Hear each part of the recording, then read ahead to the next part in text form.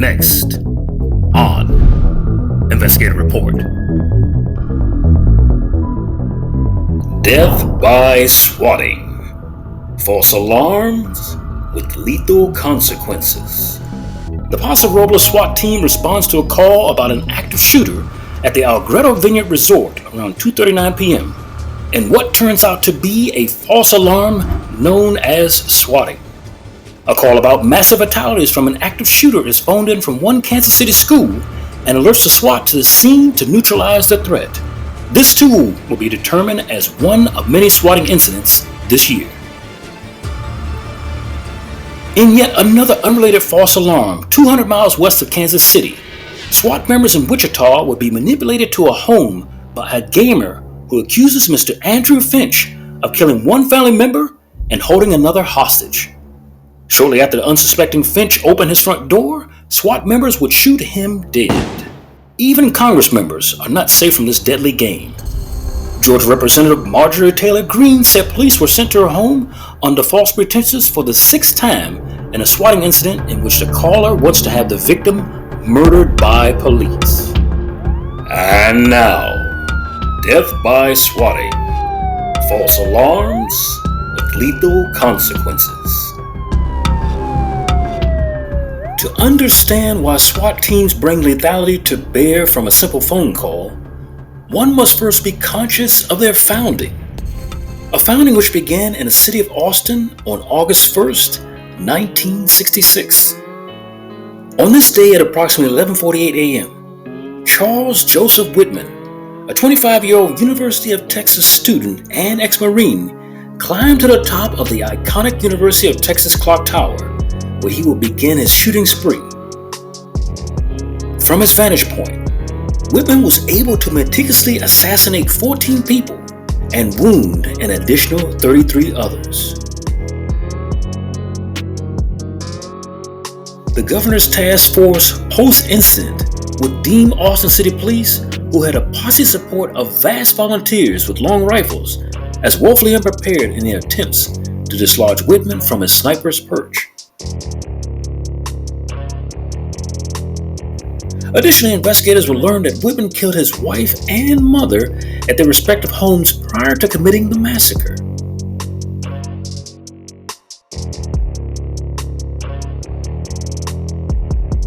Here we see the rooftop where Whitman's shots rang out, along with the weapons that he used that morning in Austin. Although these officers were credited with stopping Whitman, they lacked the skills of a modern-day SWAT team. A post-mortem autopsy on Whitman's brain will reveal that he had a tumor that doctors believe may have contributed to his madness. Over the last decade, a rash of swatting games has occurred in Hollywood to famous actors and entertainers alike in some of the most expensive neighborhoods in America. One such swatting incident of many took place in a low-crime suburb of Los Angeles beyond the sacred shopping of Rodeo Drive, in a part of town only few could afford to live, known as Beverly Hills. It would be here that the Beverly Hills SWAT team would be summoned to the mansion of one of the most well-known and wealthiest upcoming pop singers, Justin Bieber. Other household names would follow, like Ashton Kutcher, Tom Cruise, Chris Brown, Clint Eastwood, Selena Gomez, Miley Cyrus, Lil Wayne, Paris Hilton, Sean Combs, Rihanna, and Justin Timberlake, just to name a growing few. But those cases all ended with little more than injury of pride. These next few cases in America would end in death. 1,400 miles due east of LA brings us to Wichita, Kansas, where one single dad is about to lose his life for a $1.50 swatting bet made by a gamer against his address.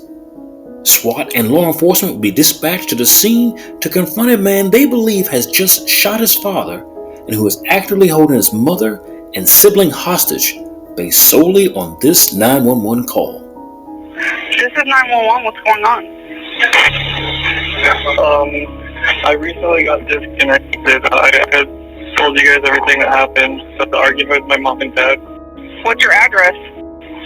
Yeah, it's 1033 West McCormick Street. Okay, tell me exactly what happened. They were arguing and I shot him in the head and he's not breathing anymore. Okay, so what's going on right now? Are you there?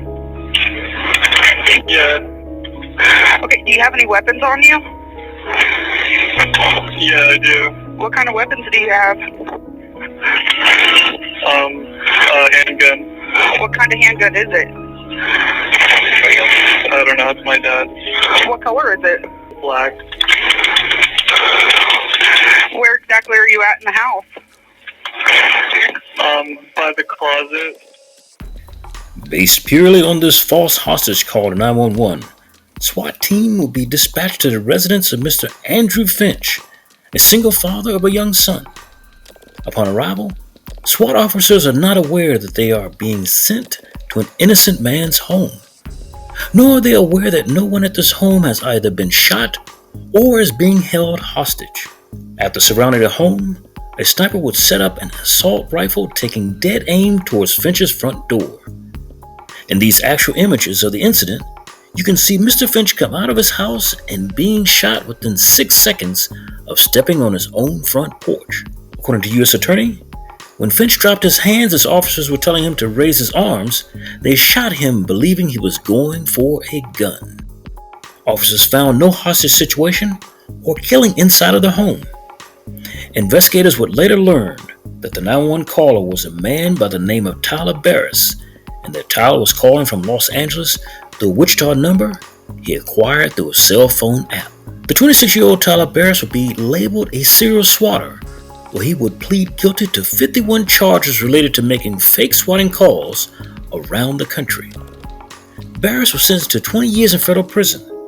His co-defendant, Casey Viner, will be sentenced to 15 months in prison, and Shane Gaskill, who also participated in a swatting bet for $1.50, received 18 months prison time.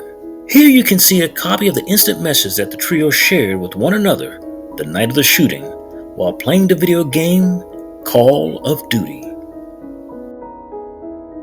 The only reason that police responded to Finch's address was because one of the gamers used to live there and he knew his old address well enough to make a successful prank. A vigil was held following the afternoon through the night to commemorate Mr. Finch in his own front yard.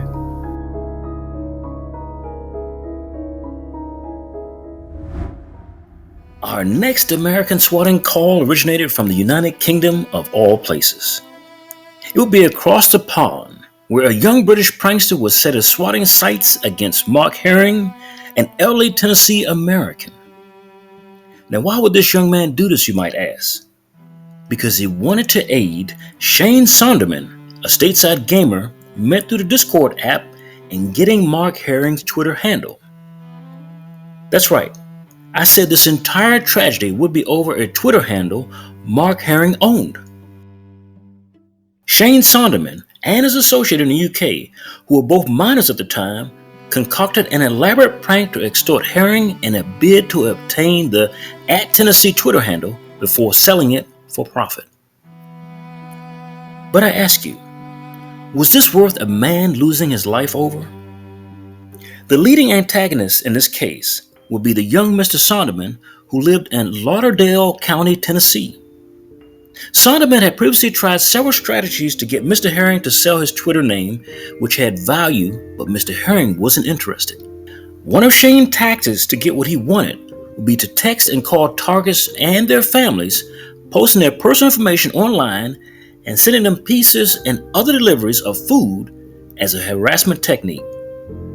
Now, in April 2020, Mr. Herring's daughter received a pizza delivery intended for her father at her home. Her sister Katie and their mother, Fran Herring, who live across town from her, each received a pizza also meant for Mark Herring at their homes.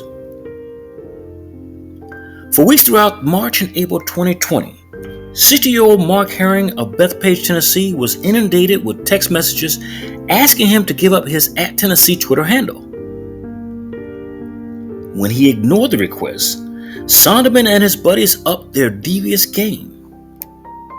At one point, Sonneman posted Herring's home address in Discord chat room used by his group. Eventually, after Mr. Herring refused to sell or give up his Twitter username, Sonneman and his British counterpart set in motion a heavily armed police response racing towards Mr. Herring's distant address.